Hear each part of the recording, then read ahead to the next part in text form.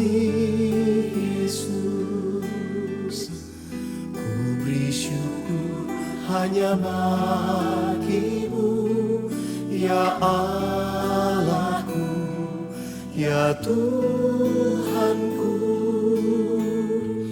Terima kasih Yesus,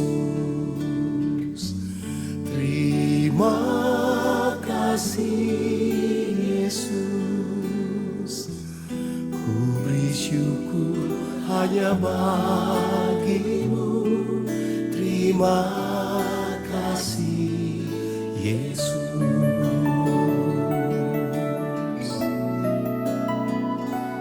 Yang dulu tak ku mengerti, sekarang Kau buat mengerti. Kau singkapkan mataku dengan kasih-Mu. Yang tak pernah ku pikirkan, sungguh Kau telah sediakan. Kau curahkan berkat-Mu limpah dalam hidupku. Terima kasih Yesus, terima kasih Yesus, ku beri syukur hanya bagi-Mu, ya Allahku, ya Tuhanku. Terima kasih.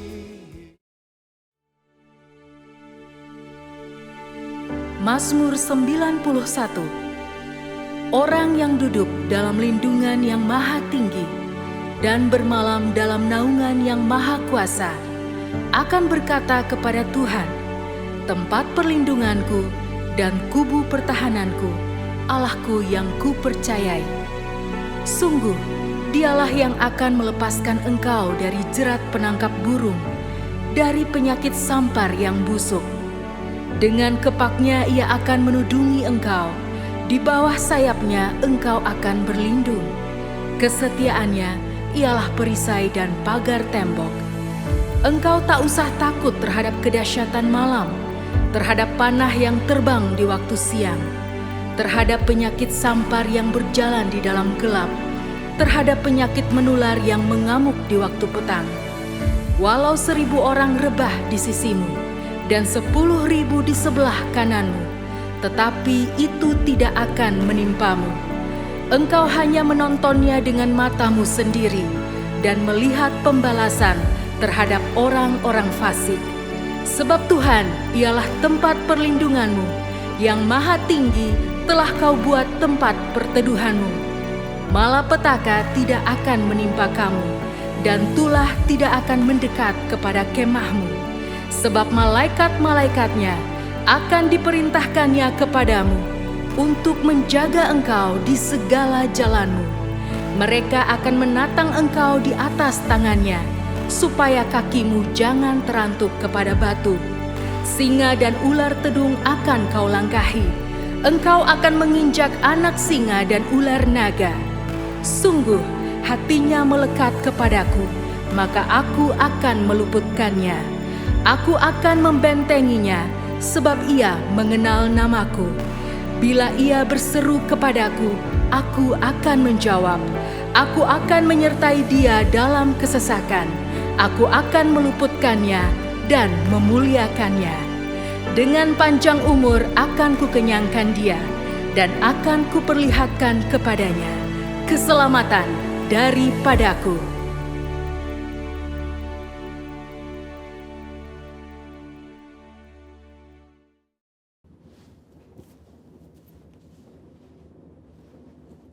Shalom saudara, saya percaya kita dalam keadaan baik dan luar biasa. Pada Voice of Pentecost kali ini, kita akan membahas mengenai apakah orang yang sudah meninggal dapat menjumpai kita? Saudara pernah tidak mimpi didatangin orang terdekat yang sudah meninggal, lalu kita bingung, apakah orang yang mendatangi kita ini adalah betul orang terdekat kita atau bukan? Bagaimana kita dapat menjelaskan peristiwa unik namun nyata seperti ini? Mari kita lihat 3 anggapan yang berkembang di masyarakat Kristen secara luas Dan apa kata Alkitab mengenai hal tersebut? Pertama, fenomena yang terjadi sama seperti halnya Tuhan Yesus menjumpai murid-murid sebelum ia terangkat ke sorga. Ada tradisi yang berkembang di masyarakat bahwa orang yang telah meninggal masih dapat menjumpai orang yang masih hidup dalam kurun waktu 40 hari setelah kematiannya. Ditambah lagi dengan mengutip ayat sekenanya di luar konteks dan menyambungkan dengan peristiwa Tuhan Yesus menjumpai murid-muridnya selama 40 hari. Yang memegang kepercayaan ini pastinya tidak sadar bahwa Yesus bukanlah orang mati yang mengunjungi murid-muridnya, melainkan ia telah bangkit dari kematian dan hidup seperti ada tertulis di Markus 9 ayat 9-10. Jadi, anggapan bahwa orang meninggal dapat menjumpai kita sebagaimana Tuhan Yesus adalah sebuah pemahaman yang keliru dan tidak sesuai dengan kebenaran Alkitab. Kedua, fenomena yang terjadi sama seperti saat Musa dan Elia menjumpai Tuhan Yesus di Bukit Transfigurasi. Sebagian orang mungkin beranggapan bahwa peristiwa ini dapat menjadi sebuah pijakan untuk menyatakan bahwa orang yang telah meninggal, yaitu Musa, menjumpai Tuhan Yesus dan bercakap-cakap dengan Yesus. Dalam konteks ini pun tidak tepat jika dijadikan landasan kepercayaan orang yang sudah meninggal masih dapat menjumpai manusia yang hidup. Sebab pada waktu itu Tuhan Yesus berubah rupa atau dalam bahasa Yunani disebut sebagai metamorfo. Sehingga baik Tuhan Yesus, Musa maupun Elia bersama-sama berada dalam dimensi yang berbeda dengan manusia pada umumnya. Dalam hal ini adalah Petrus, Yakobus, dan Yohanes yang menyertai Yesus pada saat itu. Ketiga, fenomena yang terjadi sama seperti ketika Saul berjumpa dengan Roh Samuel. Terdapat dua penafsiran yang berkembang terkait dengan fenomena ini. Ada penafsiran yang mengatakan roh yang muncul itu bukanlah Roh Samuel. Dan penafsiran lainnya mengatakan itu benar Roh Samuel, tetapi atas izin Tuhan untuk memberikan pelajaran dan peringatan kepada Saul. Nah, terlepas apakah kita berada dalam golongan yang meyakini itu adalah Roh Samuel ataupun bukan, Alkitab jelas menyatakan bahwa pemanggilan arwah, bertanya pada arwah yang dilakukan oleh Saul adalah pelanggaran terhadap firman Tuhan dan merupakan dosa. Karena itulah Saul mati. Tuhan Yesus seringkali menggunakan perumpamaan dalam mengajar agar lebih mudah dipahami. Dalam Lukas 16 ayat 19-30, Tuhan Yesus menyampaikan perumpamaan tentang orang kaya dan Lazarus. Dari sini kita dapat mempelajari bahwa ada jurang pemisah dalam dunia orang mati yang memisahkan dua kompartemen yang berbeda, yakni Hades dan Firdaus. Pelajaran berikutnya adalah tidak diperlukan orang yang telah meninggal untuk mengunjungi orang yang masih hidup untuk menyampaikan pesan khususnya terkait pertobatan, sebab sudah ada pada mereka kitab suci. Mungkin ada saudara yang masih bertanya, lalu bagaimana mimpi yang tidak bisa kita rencanakan bisa terasa sangat nyata, seakan-akan orang yang sudah meninggal datang menjumpai kita? Setiap orang pasti pernah mengalami mimpi. Terkait dengan mimpi, Leland Ryken, seorang profesor emeritus bahasa Inggris yang juga adalah penata gaya sastra dari Alkitab English Standard Version, dalam Dictionary of Biblical Imagery menjelaskan, arti dreams and visions adalah mimpi akan muncul sesuai dengan kondisi yang sedang dialami manusia pada hari itu. Seperti yang dicontohkan dalam kitab Yesaya 29 ayat 8. Saat seorang yang lapar bermimpi ia sedang makan, tetapi ketika bangun ia masih tetap lapar. Atau bisa juga saat merindukan seseorang hari itu, ia bisa bermimpi bertemu dengan orang tersebut. Dalam Alkitab kita mendapati begitu banyak ayat yang menyatakan bahwa Tuhan menjumpai orang melalui mimpi. Tuhan memberikan pesan peringatan agar jangan sampai berbuat dosa. Tuhan memberikan pesan atau berbicara kepada orang tersebut. Tuhan mengabulkan permintaan, dan sebagainya. Namun, Alkitab tidak pernah menuliskan tentang orang yang sudah meninggal menjumpai orang yang masih hidup melalui mimpi. Jadi, sebenarnya siapakah yang dijumpai dalam mimpi orang-orang? Apakah itu setan atau roh jahat? Tentu tidak juga demikian. Dalam kedaulatan dan kasih-Nya, Tuhan bisa saja memberikan mimpi kepada kita, di mana dalam mimpi itu kita melihat orang yang telah meninggal, dan penglihatan itu begitu sangat nyata untuk memberikan pesan penghiburan dan kekuatan kepada mereka yang masih hidup yang telah ditinggalkan oleh orang yang mereka kasihi. Namun, perlu dicatat bahwa tidak semua mimpi bertemu dengan orang yang telah meninggal adalah hal yang baik dan datang dari Tuhan. Sama halnya juga, bukan semuanya yang buruk dan datang dari iblis. Seperti dalam 1 Tesalonika 5 ayat 21, ujilah segala sesuatu dan peganglah yang baik. Maka dari itu, kita sebagai orang percaya tetap harus memiliki kepekaan dan ketajaman rohani dalam mengujinya. Saudara, untuk penjelasan lebih lengkap dari tim teologi kami, silakan cek link yang ada di atas atau scan QR Code yang tersedia. Salam integritas, Tuhan Yesus memberkati.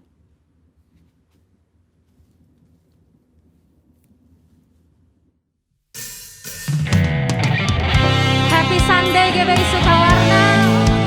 Kembali kita akan sama-sama merayakan kebesaran Tuhan di dalam kehidupan kita. Yang mau katakan amin, yang mau come on tepuk tangan sama-sama buat Tuhan Yesus.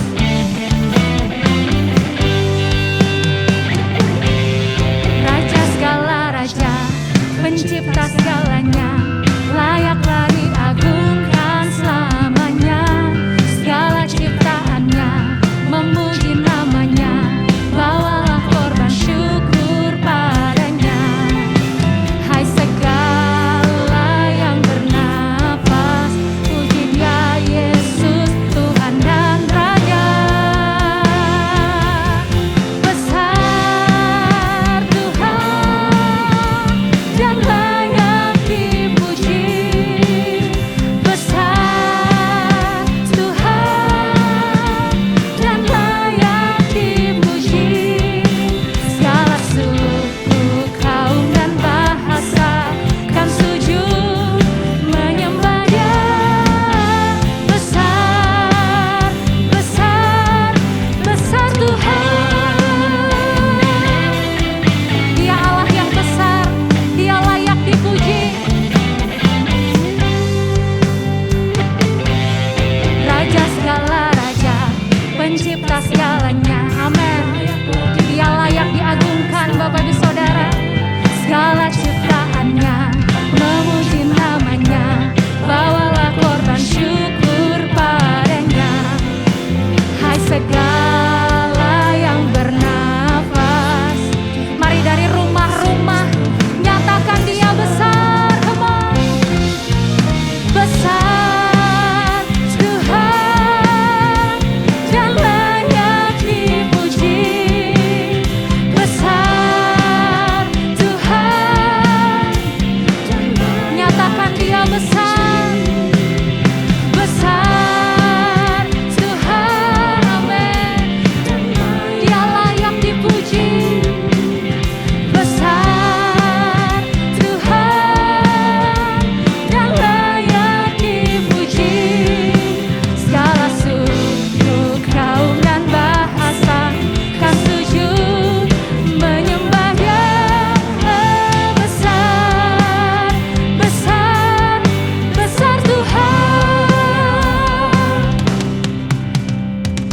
Saat ini kami mau nyatakan Kau Allah yang besar di dalam kehidupan kami. Apapun yang terjadi, kami mau bilang Tuhan tetap dahsyat. Yang percaya katakan amin. Mari sambil tepuk tangan sama-sama kita nyatakan Dia besar. Besar Tuhan dan layak dipuji. Come on Bapak Ibu Saudara. Besar Tuhan. Di rumah-rumah mari nyatakan besar Tuhan dan layak dipuji. Come on. Besar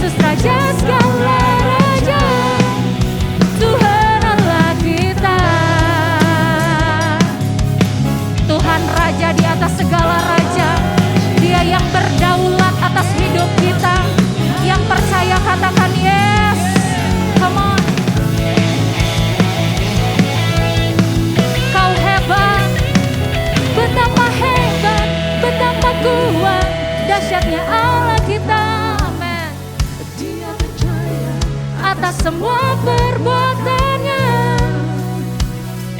Betapa hebat, betapa kuat, dahsyatnya Allah kita. Dia ternama Yesus Raja segala. Tuhan, Tuhan Allah kita. Betapa hebat, betapa kuat. Amin Tuhan. Dia berjaya atas semua perbuatannya. Ya Tuhan, dahsyatnya Allah kita. Dia ternama Yesus Raja segala raja. Tuhan Allah kita. Dia Tuhan Allah kita.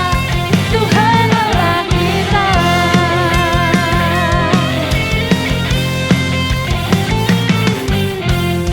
Dulu, sekarang, selama-lamanya. Dia Tuhan yang hebat. Sorak-sorai buat Tuhan yang hebat, Tuhan yang dahsyat. Haleluya, haleluya. Haleluya. Kau dahsyat, ajaib, perbuatanmu dalam kehidupan kami Tuhan Yesus. Sampai hari ini kami terus lihat Engkau setia buat kami.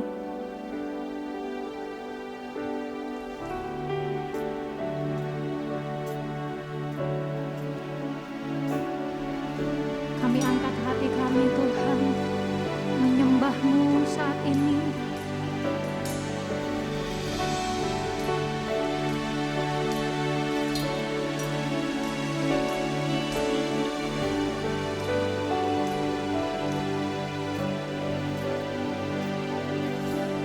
Betapa ajaib dan dahsyatnya Tuhan kejadianku. Kau menenun diriku serupa gambaran-Mu.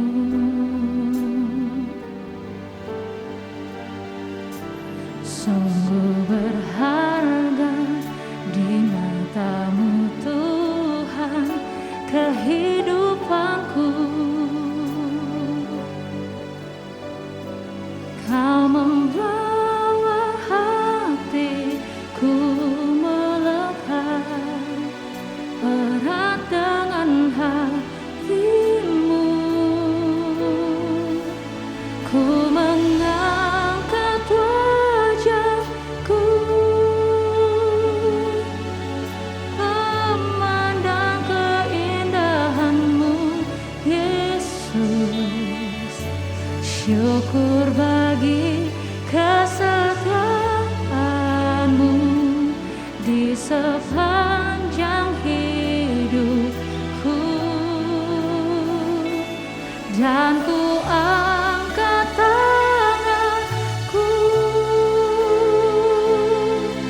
ke tata kasih dan karunia-Mu.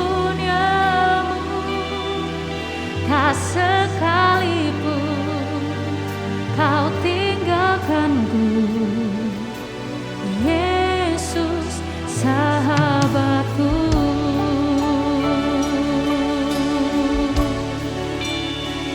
Tuhan Yesus,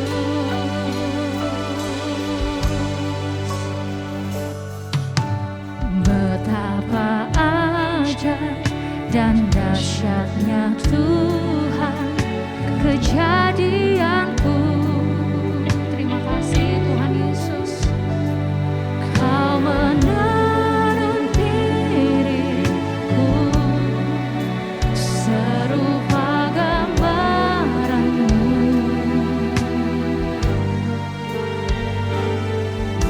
Sungguh berharga di mata-Mu Tuhan kehidupanku.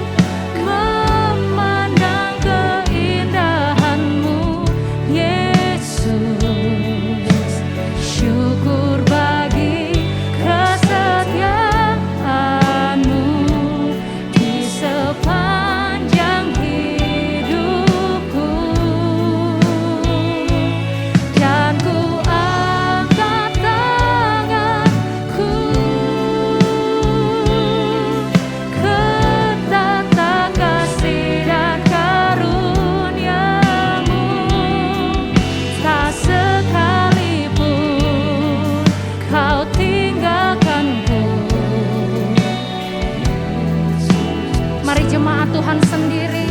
Dengan sungguh katakan, ku mengangkat wajahku, ku mengangkat wajahku. Mari pandang Dia, Bapak Ibu Saudara. Ini ucapan syukur kami sama Tuhan. Kau setia Tuhan. Tangan kami terangkat dan ku angkat tanganku. Berkata kasih dan karunia, tak sekalipun kau tinggalkanku. Biar musik menyanyikan pujian ini. Mari Bapak Ibu Saudara dari rumah-rumah dengan tangan yang terangkat sembah Dia. Oh, dengan ucapan syukur sembah Dia. Terima kasih Tuhan, Kau setia buat kami sampai hari ini. Kau tidak pernah sedetik pun tinggalkan umat-Mu. Terima kasih.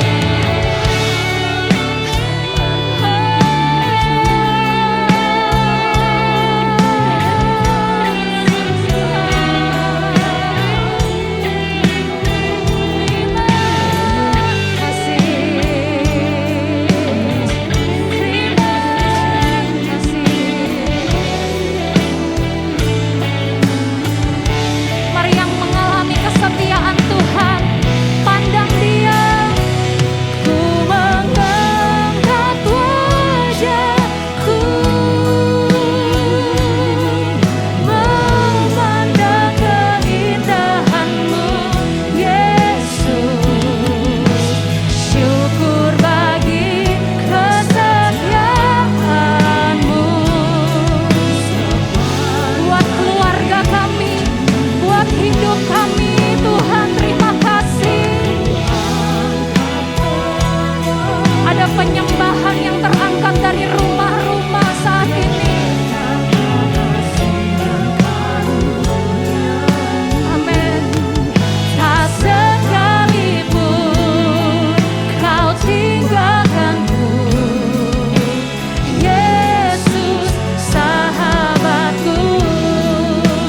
Mari sekali lagi sepakat Bapak Ibu Saudara katakan, ku mengangkat wajahku,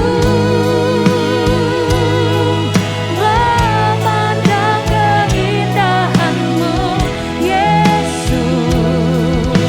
Syukur bagi kesetiaan-Mu di sepanjang hidupku, oh Tuhan. Dan ku angkat tanganku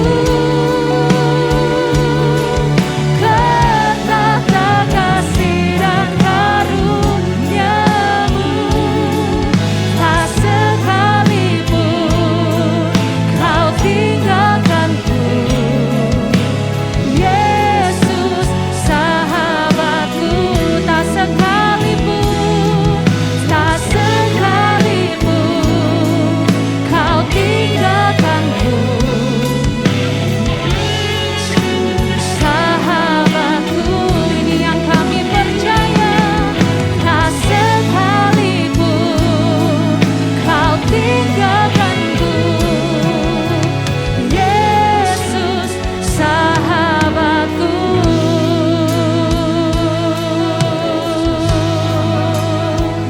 Oh Tuhan Yesus, tak sekalipun Kau tinggalkan. Mari mulai angkat sembah kita Bapak Ibu Saudara. Sembah Dia dengan iman, sembah Dia dengan hati yang percaya.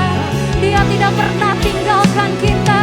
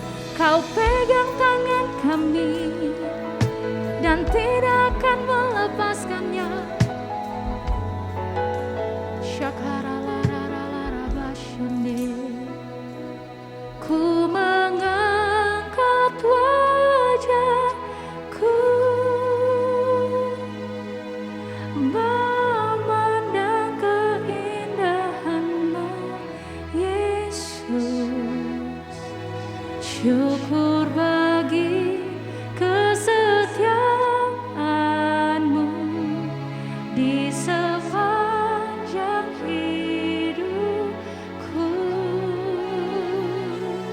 dan ku angkat tanganku, ya Tuhan, ke tata kasih dan karunia-Mu. Tak sekalipun Kau tinggalkanku. Thank you Jesus, Yesus sahabatku. Ku mengangkat wajah.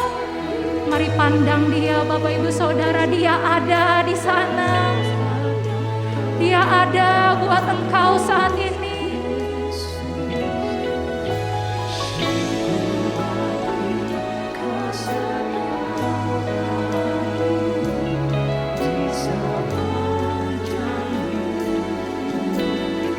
Pegang tangan kami Tuhan, pegang tangan kami saat ini Tuhan. Tata kasih dan karunia-Mu, tak sekalipun, amin, Kau tinggalkanku. Yesus sahabatku. Mari sekali lagi sepakat GPI Sukawarna. Ku mengangkat wajahku, memandang keindahan-Mu, Tuhan Yesus.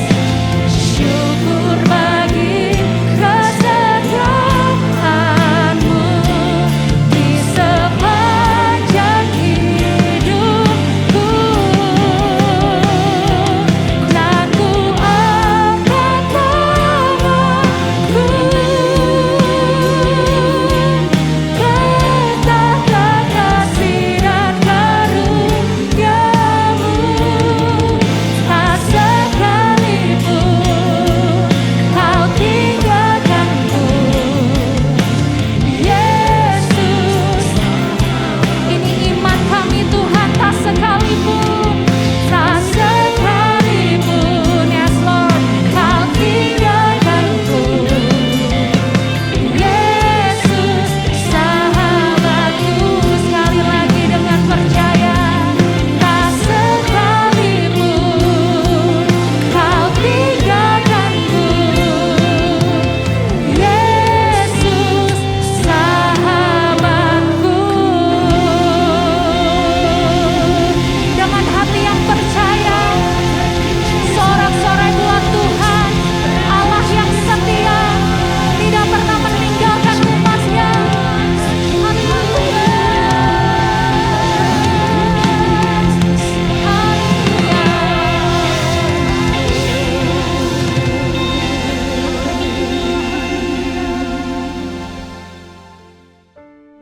Pentakosta ketiga.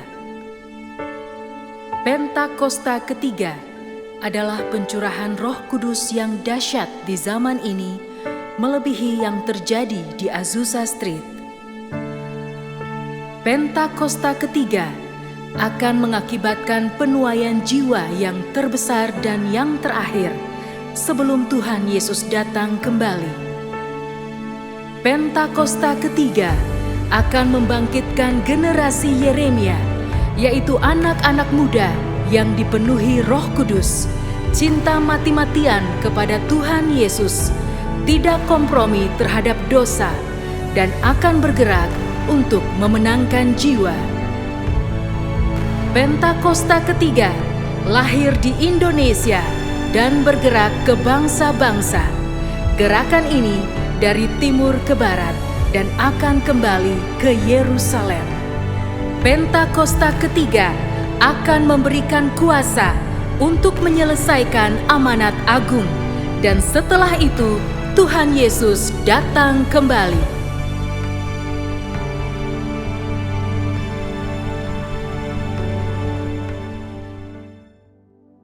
Bapak Ibu Saudara sekalian, mari kita berdoa syafaat. Syaralabaya shikaralabaya ba shikaralabaya. Tuhan, terima kasih Tuhan, Kau Allah yang dahsyat Tuhan, Kau Allah yang luar biasa Tuhan, Kau selalu hadir buat kami Tuhan, Kau kota benteng kami Tuhan, Kau tempat perlindungan kami Tuhan. Terima kasih Tuhan buat kasih-Mu Tuhan yang selalu ada buat kami Bapa. Bapa, saat ini kami berdoa Tuhan buat jemaat Rayon 2 dimanapun mereka berada Bapa. Bapa, biar yang sakit Engkau yang sembuhkan Tuhan, yang lemah Engkau kuatkan Tuhan, yang berbeban berat biar Kau yang lepaskan, beri kepada mereka kemerdekaan Tuhan. Khususnya Tuhan hari-hari ini di mana Tuhan COVID-19 Tuhan masih ada Tuhan. Bapa biarlah Engkau yang lindungi, Kau yang sertai Tuhan anak-anak-Mu Tuhan dimanapun mereka berada Bapa. Terima kasih Tuhan. Saat ini juga kami mau bawa Tuhan pemimpin rohani kami ke dalam tangan-Mu Tuhan. Kami mau bawa Bapak Pendeta Insinyur Niko Nyoto Raharjo bersama ketiga wakilnya yang ada di Rayon 2 Bapa. Bapa, biarlah Tuhan berikan hikmat marifat Tuhan, visi-Mu Tuhan, terlebih Tuhan di akhir ini Tuhan, di akhir zaman ini Tuhan, di dalam pelayanan yang terakhir dan terbesar ini Tuhan. Berikan kepada mereka Tuhan wahyu Tuhan, lebih lagi buat setiap kami Tuhan, untuk kami boleh melewati hari-hari ini Tuhan. Terima kasih Bapa, berkati keluarga besar mereka dimanapun mereka berada, tutup bungkus dengan kuasa darah Yesus. Kami juga mau berdoa Tuhan buat pemimpin bangsa kami. Kami mau berdoa buat Bapak Presiden Joko Widodo beserta Wakil Presiden Bapak Ma'ruf Amin. Seluruh jajaran Tuhan, menteri Tuhan dari pusat sampai ke daerah Tuhan. Taruh mereka Tuhan roh takut akan Tuhan. Bapa, biar Engkau yang berikan kepada mereka Tuhan. Apapun Tuhan supaya mereka bisa Tuhan mengatur Tuhan dan menjalankan apa yang Engkau berikan Tuhan kepada pemerintah ini Tuhan. Kami mau terus perkatakan Tuhan, Indonesia damai, Indonesia sejahtera, Indonesia diberkati oleh Tuhan. Terima kasih Tuhan. Bapa, sebentar juga kami akan mendengar firman-Mu Tuhan. Kau yang urapi Tuhan, hamba-Mu yang akan menyampaikan firman-Mu. Urapi setiap lidah bibir hamba-Mu Tuhan, supaya apa yang hendak Kau sampaikan Tuhan, Kau boleh sampaikan kepada kami Bapa. Terima kasih Bapa. Di dalam nama Yesus kami berucap syukur. Haleluya. Amin. Shalom Bapak Ibu, jemaat yang dikasihi Tuhan. Salam damai sejahtera di dalam nama Tuhan Yesus Kristus.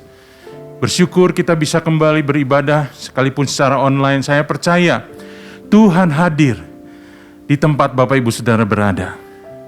Bapak Ibu Saudara, sebagai orang percaya kita hidup bukan karena melihat, tetapi karena iman. Dan kita hidup di dalam tuntunan Tuhan. Kita percaya, kita punya iman bahwa Tuhan menuntun kita. Roh Kudus menuntun kita. Kalau Bapak Ibu Saudara mengikuti ibadah online beberapa minggu yang lalu, Bapak Ibu akan mendapatkan tuntunan dari Gembala, yaitu di tahun integritas ini, di bulan ini, tuntunannya adalah kita harus melakukan kehendak Bapa di dalam zaman kita. Sama seperti Daud yang setia melakukan kehendak Tuhan di dalam zamannya. Demikian juga kita sebagai orang percaya. Kita harus melakukan kehendak Tuhan pada zaman kita. Dalam Matius pasal 7 ayat 21 Alkitab berkata, bukan setiap orang yang berseru kepadaku, Tuhan, Tuhan, akan masuk ke dalam kerajaan surga, melainkan dia yang melakukan kehendak Bapa-Ku yang di sorga. Tuntunannya terambil dari ayat ini Bapak Ibu Saudara. Dalam Matius 7 ayat 21 Tuhan Yesus berkata, kita harus melakukan kehendak Bapa yang di sorga. Nah, mungkin ada beberapa pertanyaan, kehendak yang mana yang harus kita lakukan? Bapak Ibu Saudara, saya ingin sampaikan satu kehendak Bapa yang harus kita lakukan di dalam hidup kita. Saya ambil dari Yohanes pasalnya yang ke-6 ayat 28 sampai dengan ayat 29. Yohanes pasal 6 ayat 28 sampai 29. Lalu kata mereka kepadanya, apakah yang harus kami perbuat supaya kami mengerjakan pekerjaan yang dikehendaki Allah? Jawab Yesus kepada mereka, inilah pekerjaan yang dikehendaki Allah, yaitu hendaklah kamu percaya kepada Dia yang telah diutus Allah. Tuhan Yesus menjelaskan Bapak Ibu Saudara, Inilah pekerjaan yang dikehendaki Allah. Inilah kehendak Tuhan pada hidup kita hari-hari ini. Yaitu hendaklah kamu percaya kepada Dia. Siapa Dia? Yaitu Tuhan Yesus yang telah diutus Allah. Jadi Bapak Ibu Saudara, kehendak Tuhan di dalam hidup kita adalah kita harus percaya kepada Tuhan Yesus yang telah diutus oleh Tuhan untuk menebus dosa kita. Mungkin ada yang berkata, kalau percaya Tuhan Yesus, saya sudah Pak, bahkan saya sudah dibaptis. Nah, untuk lebih jelas lagi Bapak Ibu Saudara, mari kita lanjutkan di dalam ayat 40-nya. Percaya seperti apa yang Tuhan inginkan kita lakukan dalam hidup kita. Dalam ayat yang ke-40 di dalam pasal yang sama, Alkitab berkata, sebab inilah kehendak Bapa-Ku. Tuhan Yesus menegaskan sekali lagi, inilah kehendak Bapa-Ku. Yaitu supaya setiap orang yang melihat anak dan yang percaya kepadanya. Jadi setiap orang yang percaya kepada Tuhan Yesus beroleh hidup yang kekal. Dan supaya aku, kata Tuhan Yesus, membangkitkannya pada akhir zaman. Jadi percaya yang Tuhan mau, percaya yang menjadi kehendak Tuhan dalam hidup kita adalah percaya sampai Bapak Ibu Saudara dan saya beroleh hidup yang kekal. Bahkan kita mengalami kebangkitan di akhir zaman.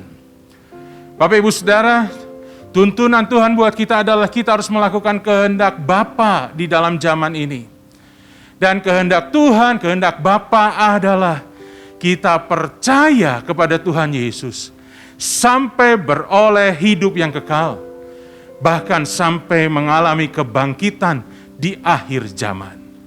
Nah, menarik Bapak Ibu Saudara ketika mempelajari pasal ini, Yohanes pasal 6. Kenapa tiba-tiba Tuhan Yesus berkata di dalam 2 ayat yang sudah kita baca tadi, Bapak Ibu Saudara. Nah, coba kita lihat dari ayat yang di awal. Kita mulai dari ayat yang kedua.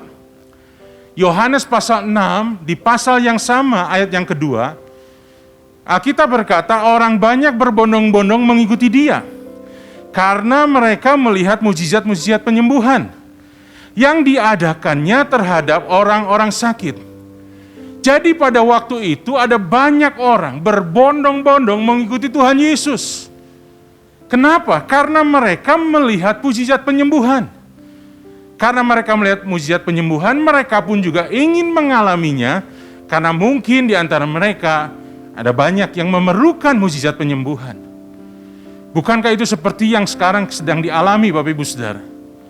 Di masa pandemi banyak orang sakit. Dan juga ada orang-orang yang percaya juga terpapar COVID-19. Banyak orang membutuhkan kesembuhan, pemulihan. Dan sebagai orang yang percaya kepada Tuhan Yesus, juga banyak yang berdoa kepada Tuhan Yesus, minta dipulihkan, minta disembuhkan. Hampir sama keadaannya seperti sekarang. Mari kita lanjutkan ayatnya yang ke-5 sampai ayat yang ke-13. Di sini dikisahkan Tuhan Yesus memberi makan 5.000 laki-laki. Hanya dengan 5 roti jelai dan 2 ekor ikan. 5 roti itu adalah bekal makan siang seorang anak. Jadi itu 5 roti yang biasa. Ikan juga ikan yang biasa. Bekal dari seorang anak kecil, Bapak Ibu Saudara. Tapi Tuhan membuat mujizat sehingga bisa memberi makan 5.000 laki-laki. Bukan sedikit-sedikit, tapi Alkitab berkata sampai kenyang. Bahkan sampai bersisa 12 bakul. Nah, Bapak Ibu Saudara, di sini Tuhan tidak hanya melakukan mujizat kesembuhan, tapi juga Tuhan mujizat penyediaan. Tuhan menyediakan apa yang dibutuhkan. Bahwa 5.000 laki-laki itu belum termasuk istri mereka, belum termasuk anak mereka mungkin kalau mereka bawa anak. Tuhan sediakan makanan. Mujizat hanya dari 5 roti dan 2 ekor ikan bisa memberi makan kenyang 5.000 orang lebih. Pandemi Bapak Ibu Saudara bukan hanya berefek kepada soal kesehatan, tapi juga berefek soal ekonomi. Banyak orang mulai mengeluh kehilangan pekerjaan, kehilangan mata pencaharian, ataupun mengalami masa-masa yang sulit. Ya, semua harus diirit sedemikian rupa. Bahkan sudah diirit pun masih tidak cukup. Dan banyak orang membutuhkan. Bapak Ibu Saudara, di Healing Worship Online yang kita adakan setiap hari Rabu, ada banyak permintaan doa masuk. Minta dipulihkan, minta disembuhkan. Dan juga minta ditolong oleh Tuhan soal masalah ekonomi, masalah keuangan. Jadi Bapak Ibu Saudara, waktu itu hampir mirip dengan keadaan seperti ini. Nah, di tengah kesulitan itu, Tuhan melakukan mujizat. Disediakan makan, semua bisa makan sampai kenyang. Tetapi Bapak Ibu Saudara, kalau kita baca selanjutnya, kita pelajari ayat berikutnya yaitu ayat 26, Alkitab berkata seperti ini. Tuhan Yesus menjawab mereka, "Aku berkata kepadamu, sesungguhnya kamu mencari aku, bukan karena kamu telah melihat tanda-tanda, melainkan kamu telah makan roti itu dan kamu kenyang." Ayat 26, Tuhan Yesus memberitahukan kepada banyak orang, kamu ikut aku bukan kamu percaya kepadaku. Tapi karena kamu sudah mengalami mukjizat itu dan kamu kenyang dan kamu ingin melihat hal-hal yang lain. Berapa banyak Bapak Ibu Saudara orang sekarang mencari mukjizat? Tidak salah. Memang kita perlu pertolongan Tuhan. Memang kita perlu mukjizat Tuhan. Tetapi ingat dengan baik bahwa Tuhan berkata kepada kita, kehendak Bapa bukan kita makan sampai kenyang, bukan melihat kesembuhan, bukan hanya sekedar mengalami mukjizat, tapi kehendak Bapa adalah kita percaya kepada Tuhan Yesus sampai beroleh hidup yang kekal, bahkan sampai mengalami kebangkitan di akhir zaman. Itu sebabnya dalam ayatnya yang ke-32, tiba-tiba pembicaraan Tuhan dengan orang-orang yang ada di situ berbicara tentang roti mana yang dulu orang Israel alami di padang gurun. Dan Tuhan menyatakan, sekarang roti itu sudah menjadi roti yang hidup dan akulah roti hidup ini. Dan Tuhan menyatakan satu pernyataan bahwa sungguh pun kamu telah melihat aku. Dalam ayat yang ke-36 dikatakan, kamu tidak percaya. Mereka melihat mukjizat.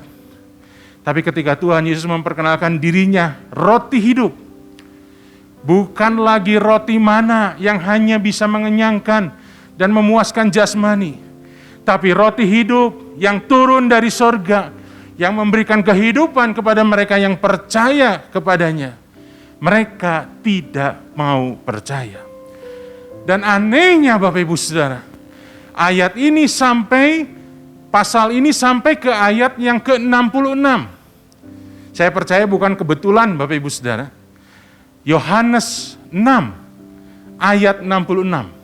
666. Bapak Ibu Saudara tahu itu angka apa? Dikatakan dalam Yohanes 6 ayat yang ke-66. Mulai dari waktu itu banyak murid-muridnya mengundurkan diri dan tidak lagi mengikut dia. Di awal banyak orang berbondong-bondong melihat mujizat. Banyak orang mengharapkan mujizat. Banyak orang datang kepada Tuhan Yesus. Dan ketika mereka mengalami mujizat, mereka berhenti sampai di situ. Puas sampai di situ. Padahal Tuhan ingin melanjutkannya bahwa jangan cuma karena mujizat. Jangan cuma karena roti jasmani, sekalipun roti mana itu luar biasa, itu roti yang turun dari langit untuk mengenyangkan orang-orang Israel di padang gurun. Tapi itu hanya mengenyangkan jasmani. Akulah roti hidup, kata Tuhan Yesus. Dan aku akan memberikan kehidupan, bukan cuma sekedar mengenyangkan jasmani, tapi memberikan kehidupan. Itu sebabnya Tuhan Yesus menegaskan bahwa kehendak Bapa kepada kita di zaman ini adalah kita harus percaya kepada Tuhan Yesus. Bukan hanya karena melihat mujizat, tapi kita harus percaya kepada roti hidup itu sampai beroleh hidup yang kekal dan kebangkitan pada akhir zaman. Nah, ternyata Bapak Ibu Saudara, kalau kita lihat dalam pasal ini, tidak mudah orang untuk menjadi percaya. Sekalipun mereka sudah melihat mujizat, sekalipun mereka sudah melihat penyembuhan dan penyediaan yang Tuhan lakukan secara ajaib, tapi ketika disodorkan tentang Tuhan Yesus, ketika Tuhan menyatakan dirinya sebagai roti hidup, mereka tidak mau percaya. Mengapa mereka tidak mau percaya? Dan mengapa hari-hari ini juga ada orang-orang percaya yang mulai meninggalkan imannya? Karena permasalahan yang ada, karena segala sesuatu yang mereka hadapi. Dalam pasal yang sama, Yohanes 6 ayat yang ke-14 sampai ke-15 dikatakan, ketika orang-orang itu melihat mujizat yang telah diadakannya, mereka berkata, dia ini adalah benar-benar nabi yang akan datang ke dalam dunia. Karena Yesus tahu bahwa mereka hendak datang dan hendak membawa dia dengan paksa untuk menjadi raja, dia menyingkir pula ke gunung seorang diri. Bapak Ibu Saudara, zaman itu Israel sedang ada di dalam penjajahan bangsa Romawi. Dan kita tahu orang Israel juga pernah membaca sejarah bagaimana negara mereka, bangsa mereka pernah berjaya di masa yang lalu. Dalam zaman Daud, apalagi dalam zaman Salomo, mereka punya bangsa yang merdeka dan berjaya, Bapak Ibu Saudara. Itu sebabnya mereka sangat merindukan pembebasan dari penjajahan Roma. Dan mereka baca dalam kitab Nabi bahwa nanti akan ada Mesias. Dan mereka berpikir bahwa Mesias itu akan datang untuk membebaskan mereka dari penjajahan Romawi. Ketika mereka melihat Tuhan Yesus dengan segala mujizat yang dilakukan, mereka mulai berpikir, mungkin ini Mesias yang Tuhan sedang kirim. Dia bisa melakukan mujizat, dia juga bisa membuat kekalahan di pihak musuh. Dia bisa membawa kemenangan bagi bangsa kita. Jadi mereka ingin dengan paksa menjadikan Tuhan Yesus menjadi raja. Bapak Ibu Saudara, dari sini kita melihat bahwa ternyata ketidakmengertian kita, pikiran kita bisa menjadi penghalang untuk kita percaya kepada Tuhan. Orang berpikir Tuhan Yesus datang sebagai raja untuk membebaskan mereka dari penjajahan Romawi. Mereka pikir seperti itu, Bapak Ibu Saudara. Padahal kehendak Tuhan, kehendak Bapa adalah Tuhan datang untuk membebaskan umat manusia dari penjajahan dosa. Bapak Ibu Saudara, ada banyak halangan untuk kita bisa percaya. Salah satunya yang paling kuat adalah pikiran kita. Jangankan kita, Bapak Ibu Saudara. Ada satu tokoh dalam Alkitab, Abram, Bapak Ibu Saudara. Abram dikasih janji sama Tuhan luar biasa. Dia akan punya keturunan yang sangat banyak. Dan dia akan menjadi berkat bagi segala bangsa. 3 kali Tuhan mengulangi janjinya. Tetapi kita tahu Bapak Ibu Saudara, Abram pun pernah meragukan. Pernah tidak percaya. Kenapa? Karena dia berpikir. Dia pernah berkata kepada Tuhan, Tuhan saya nggak punya anak. Biarlah Eliezer ini yang akan mewarisi seluruh harta kekayaanku. Tuhan berkata, tidak. Kamu akan punya anak. Anak perjanjian. Yang kedua dia berkata kepada Tuhan, Tuhan saya kan sudah punya anak, Ismail nih. Ini ajalah Tuhan, kenapa sih nggak bisa?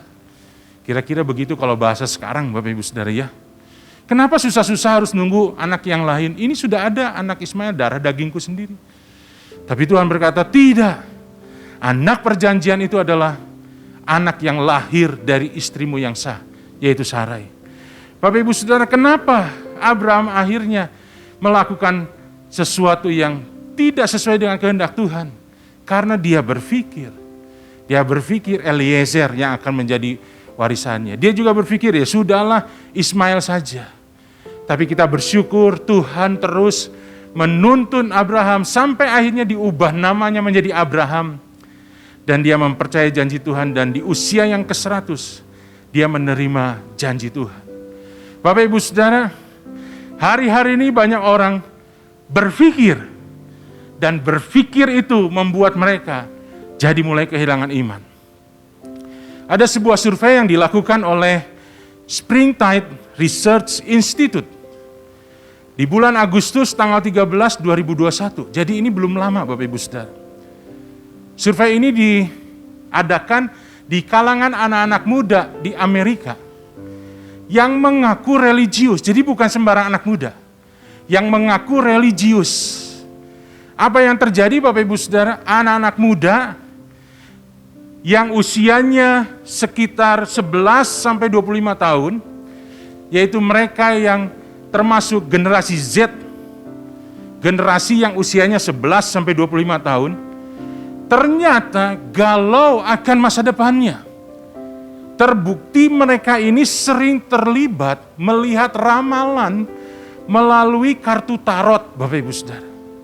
50% generasi Z yang mengaku religius terlibat di dalam ramalan.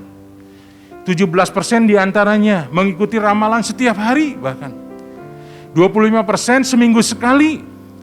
27% sebulan sekali. 31% kurang dari sebulan sekali. Pada intinya mereka galau akan masa depannya. Mereka tidak lagi bisa mempercayai firman Tuhan yang berkata, aku ini mengetahui rancangan-rancangan apa yang ada padaku mengenai kamu.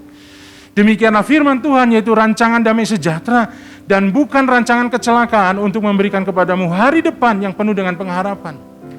Mereka lebih mempercayai kartu tarot ramalan. Mereka berpikir, mereka mencari apa yang akan terjadi di masa depannya. Bapak Ibu Saudara, itu yang terjadi kepada anak muda. Bagaimana kepada orang-orang dewasa, orang-orang yang sudah masuk dalam pernikahan. Di hari-hari pandemi ini, Bapak Ibu Saudara, kami hamba-hamba Tuhan sering mendapatkan telepon ataupun WA dari jemaat yang berkata, Pak, kami mau bercerai. Ini bukan orang yang tidak percaya, jemaat Bapak Ibu Saudara. Lalu kemudian ditanya, kenapa kamu bercerai? Bukankah Tuhan sangat tidak menghendaki perceraian? Tapi mereka berkata, saya sudah tidak lagi percaya bahwa ke depan akan lebih baik. Sang istri berkata, suami saya nggak mungkin berubah, Pak. Suami juga berkata, istri saya sudah tidak bisa lagi berubah, Pak. Rasanya tidak mungkin pernikahan kami bisa dipulihkan. Mungkin juga ada anak-anak muda yang bermasalah dengan orang tuanya. Di dalam keluarga, di dalam pernikahan. Padahal saya percaya Bapak Ibu Saudara, kalau Tuhan yang menghendaki kita menikah, Tuhan tidak hanya membiarkan kita mengalami kesusahan sendiri. Tuhan selalu ada, bahkan di perjamuan kawin kana pun Tuhan ada. Dan kehadiran Tuhanlah yang menjadi jawaban. Saya katakan, kehadiran Tuhan dalam hidupmu, itu yang akan menjadi jawaban. Sudahlah Pak, saya pikir tidak mungkin ini bisa diperbaiki. Kenapa? Karena berpikir. Karena melihat apa yang mereka lihat secara jasmani. Mereka tidak lagi bisa melihat dengan mata iman. Bahwa sekalipun masalah ada, tapi Tuhan tetap ada di situ. Tuhan tetap ada dalam keluarga dan pernikahan. Dan Tuhan yang sanggup memulihkan segala sesuatu. Tuhan Yesus berkata, apa yang sudah dipersatukan Allah tidak boleh diceraikan manusia. Dan ini bukan cuma sekedar perintah Bapak Ibu Saudara. Tetapi ini juga adalah janji. Di mana Tuhan yang mempersatukan, Tuhan yang akan menolong kita tetap ada di dalam kesatuan itu. Masalah pasti ada. Jangan kita pernah berkata, tidak mungkin. Bapak Ibu Saudara, kenapa? Karena kehendak Tuhan kepada kita percaya sampai kita beroleh hidup yang kekal. Artinya percaya. Seterusnya, bukan cuma sekarang. Percaya Tuhan masih sanggup mengubah kehidupan kita. Percaya Tuhan masih sanggup mengubah pernikahan kita, pasangan hidup kita, orang tua, anak. Tuhan sanggup ubahkan. Ada sebuah nasihat yang sangat bagus Bapak Ibu. Dikatakan, turn your worry into worship and God will turn your battles into blessing. Saya dapatkan nasihat ini dari khotbah seorang hamba Tuhan. Dia katakan, turn your worry into worship. Ubahlah kekhawatiranmu menjadi penyembahan. And God will turn your battles into blessing. Dan Tuhan akan mengubah pergumulanmu menjadi berkat. Itu sebabnya kehendak Tuhan bagi kita, Bapak Ibu Saudara. Percayalah kepada Tuhan Yesus sampai kita beroleh hidup yang kekal. Percaya kita akan dipulihkan. Percaya keluarga kita akan diberkati Tuhan, dipulihkan. Masalah Tuhan akan tolong kita menyelesaikannya. Percaya ini akhir zaman, Bapak Ibu Saudara, di mana Tuhan Yesus akan datang yang kedua kali. Percaya ini Pentakosta yang ketiga, di mana Tuhan akan mencurahkan Roh-Nya yang kudus secara besar-besaran.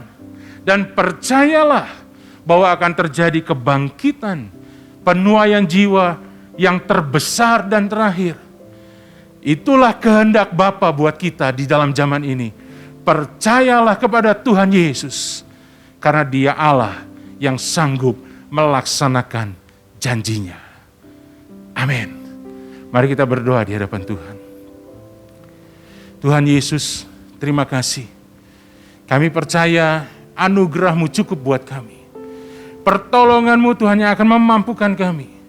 Kami mau melakukan kehendak Bapa di dalam zaman ini. Kami akan terus percaya, kami akan terus mempercayakan hidup kami. Kami percaya Tuhan Yesus sampai kami beroleh hidup yang kekal. Sampai terjadi segala pemulihan dalam hidup kami. Sampai terjadi Tuhan penuaian jiwa.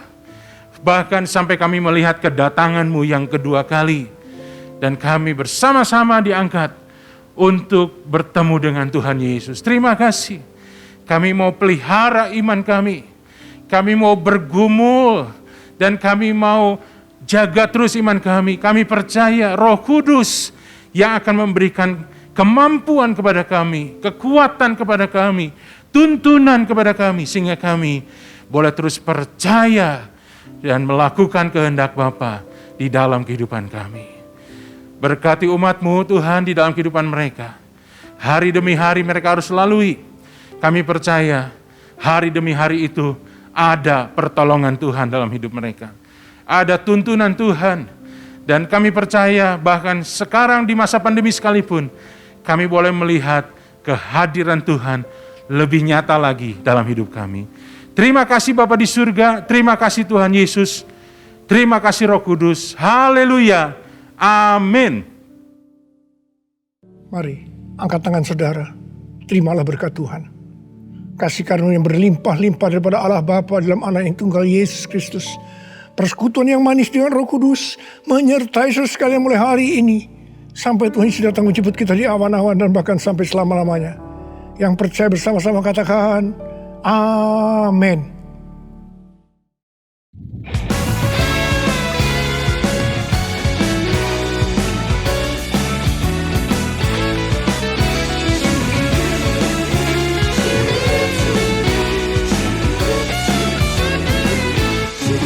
Allah itu baik, sungguh baik bagiku.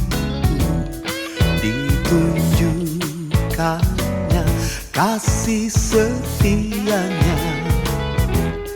Dia menyediakan yang ku perlukan, menyatakan kebaikan, menyatakan kebaikan, menyatakan kebaikannya padaku. Kasih setianya